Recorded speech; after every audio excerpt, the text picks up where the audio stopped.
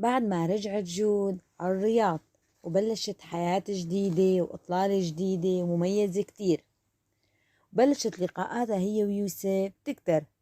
يوسف اعترف لها لجود إنه مغرم فيها ومعجب فيها كتير بجمالها وشخصيتها وكل شي فيها.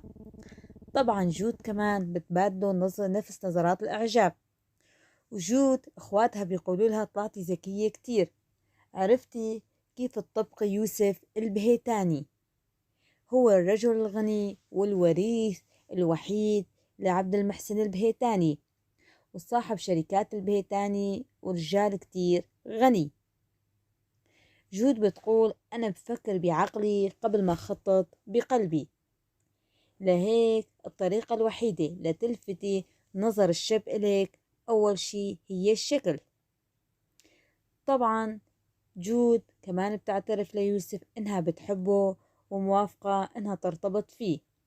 ويوسف بيجي الموعد اللي بيشتري الخاتم وبيروح بيلتقي بجود وبيعرض عليها الزواج.